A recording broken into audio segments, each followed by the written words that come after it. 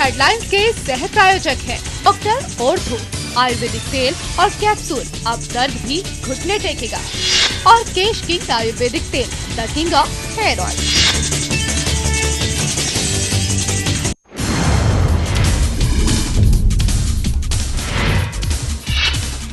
गुड़गांव में सीएम हुड्डा ने वोटरों पर फेंका पाशा, कहा रेहड़ी फेरी के उद्धार के लिए करेंगे काम।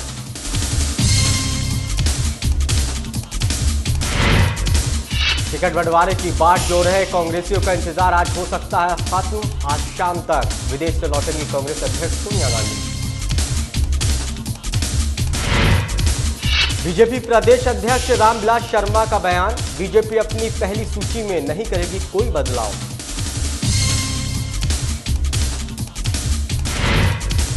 सीएम हुड्डा की डिमांड पर केंद्र ने उठाया कदम, सूखाग्रस्त क्षेत्रों के आकलन के लिए 9 सदस्यीय टीम का गठन। सीएम ने मांगा था 4800 करोड़ का पैकेज।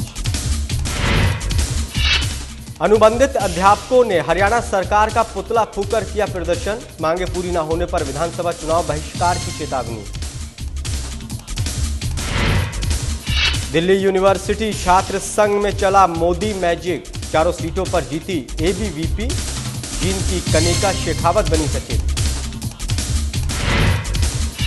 और बल्लभगढ़ में रफ्तार का कहर, टैंकर ने कुचलकर बच्चे की मौत, गुस्साए लोगों ने किया हंगामा।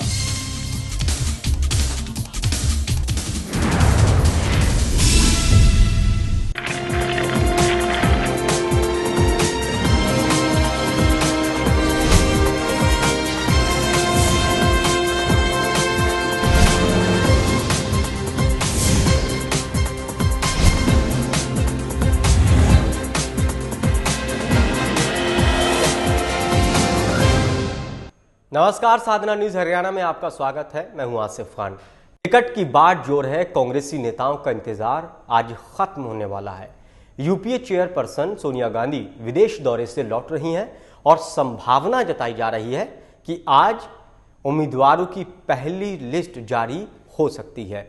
आपको बता दें कि अब जबकि राज्य में चुनाव की घोषणा हो चुकी है, ऐसे में कांग्रेसियों में टिकट की दावेदारी को लेकर व्याकुलता बढ़ गई है।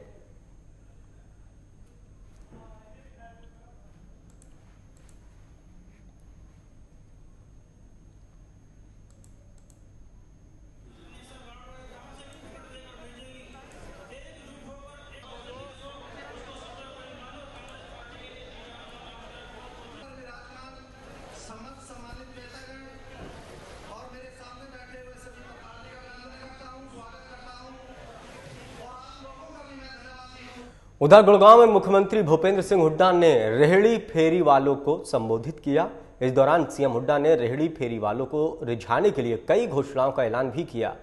सीएम हुड्डा ने ऐलान किया है कि हरियाणा में रेहड़ी फेरी वालों के उद्धार के लिए काम किया जाएगा और उनके लिए अलग से मार्केट बनाई जाएगी। इसके साथ ही उन्होंने कहा है कि रेहड़ी फेरी वालों के लिए पहचान पत्र भी बनाए जाएंगे।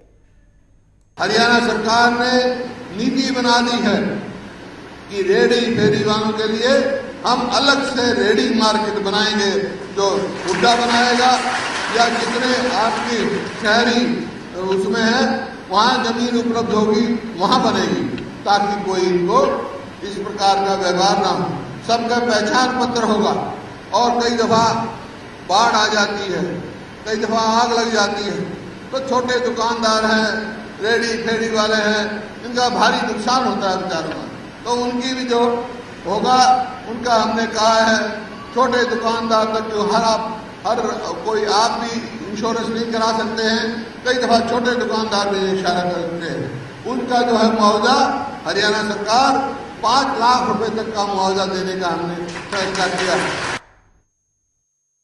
कांग्रेस पार्टी गरीब आदमी की पार्टी है, कांग्रेस पार्टी किसान की पार्टी है, कांग्रेस पार्टी मेहनत कर लोगों की पार्टी है।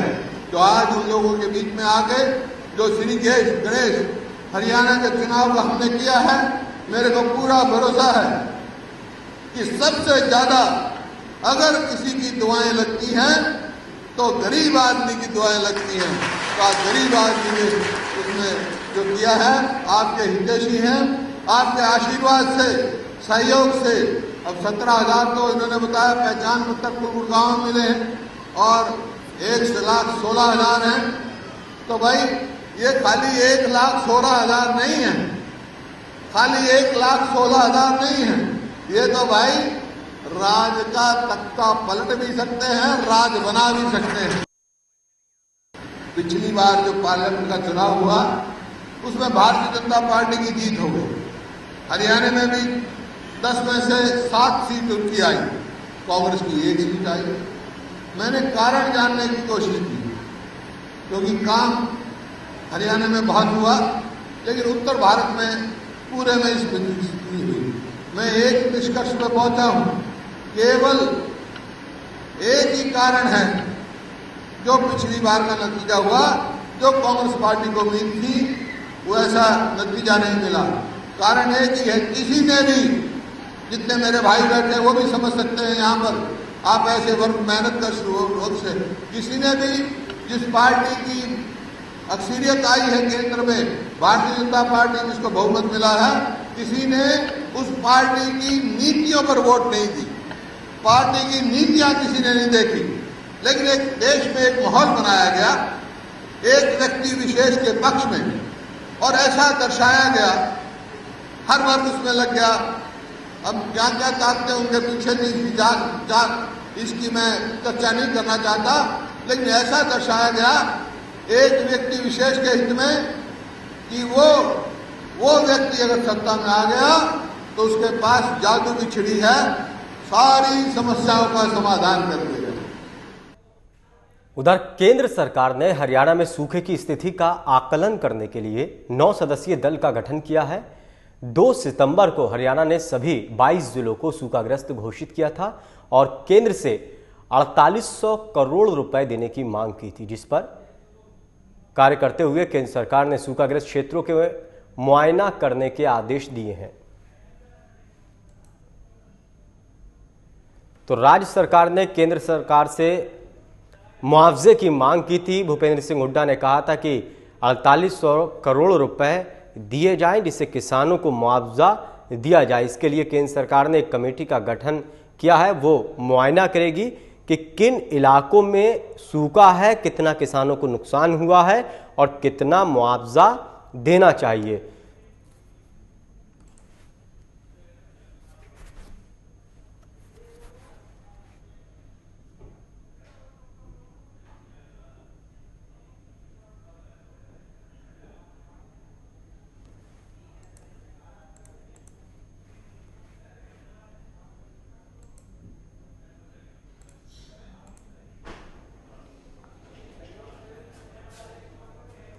उधर करनाल विधानसभा क्षेत्र से इंडियन नेशनल लोकदल पार्टी ने मनोज वाधवा को टिकट देकर चुनावी मैदान में उतार दिया है, जिसे लेकर मनोज वाधवा और उनके समर्थकों में खुशी की लहर बनी हुई है। उनसे बातचीत की हमारे संवाददाता अजय भारद्वाज ने। नजदीक चुनावी विकल्प बच चुका है। सभी उम्मीदवार चाहे वो आजाद हो या किसी पार्टी से, सभी ने चुनावी तैयारियां जोर शोर से शुरू कर दी हैं। आज हम करनाल विधानसभा क्षेत्र से इंडियन नेशनल लोकदल के उम्मीदवार मनोज वाधवा से जानते हैं क्या ही चल रही है उनकी तैयारियां। वाधवा जी, आपका बहुत बहुत स्वागत है साधन हरियाणा में। धन्यवाद जी। वाधवा जी बताइए कैसे चल रही है आपकी चुनावी तैयारियां? तैयारियां बहुत बढ़िया चल रही हैं और जैसा कि आपको मालूम है कि हमारी टिकट कोई अनाउंस हुए लगभग 1.5 महीना होने वाला है। उसी तरीके से हमारी तैयारी हम सब से आगे हैं और हमारा चुनाव बहुत बढ़िया चुनाव चल रहा है और हम निश्चित तौर पर ये सीट जीतते नजर आ रहे हैं। बाकी आप पहले करनाल की जनता से पूछें। करनाल की जनता ने तो मन बना लिया है कि इस बार हम अपने मनोज को ही विधानसभा में भेजने का काम करेंगे, जो उनका अपना है। जो बाहरी कैंडिडेट भी आए हैं, यहाँ बीजेपी ने बाहरी कैंडिडेट उतारे हैं, उनको बिल्कुल करनाल की जनता उसका विरोध कर रही है और करनाल की जनता के साथ साथ जो उनके बीजेपी के करनाल के कार्यकर्ता हैं, उन्होंने भी उसका विरोध भी किया है, अपने हाईकमान को पत्र भी लिखा है। मैं भी मुझे भी बड़ी हैरानी हुई है कि बीजेपी के पास एक भी ऐसा योग्य उम्मीदवार करनाल में नहीं है, क्योंकि वो हालांकि वो तो खुद ही अपनी पार्टी के ऊपर उनके एक नेता ने लांछन लगाया कि जितने भी ये हैं, तो मैं तो अपने मुंह से क्या कहूँ, क्योंकि पीछे भी उनका बयान आया है कि उन्होंने अपनी पार्टी के ऊपर खुद ही लांछन लगाया। इसलिए तो जो बाकी हमारी तैयारी तो मैंने आपको पहले ही बता दिया बहुत बढ़िया चल रही हैं और हम आज जीत की स्थिति में हैं। तो ये है हमारे साथ करनाल विधानसभा क्षेत्र से इंडियन नेशनल लोकदल के उम्मीदवार, जिनका कहना है कि उनकी चुनावी तैयारी बहुत ही बढ़िया चल रही हैं और उन्होंने खट्टर पर भी निशान साधते हुए कहा है कि उनके स्थानीय नेताओं और यहाँ से सांसद अश्विनी चोपड़ा ने भी उन पर सवाल उठाए थे कि उनको यहाँ से टिकट दी गई है। तो आने वाला समय बताएगा कि कौन यहाँ से बाजी मारेगा और किसकी हार होगी। कैमरामैन अमनदीप शर्मा के साथ अजय भारद्वाज, करनाल, साधना न्यूज़ हरियाणा। तो चुनावी मौसम में आरोप प्रत्यारोप का दौर भी चरम पर है। वक्त एक छोटे से ब्रेक का है। ब्रेक के उस पार दिखाएंगे कुछ और बड़ी खबरें। बने रहिए हमारे साथ।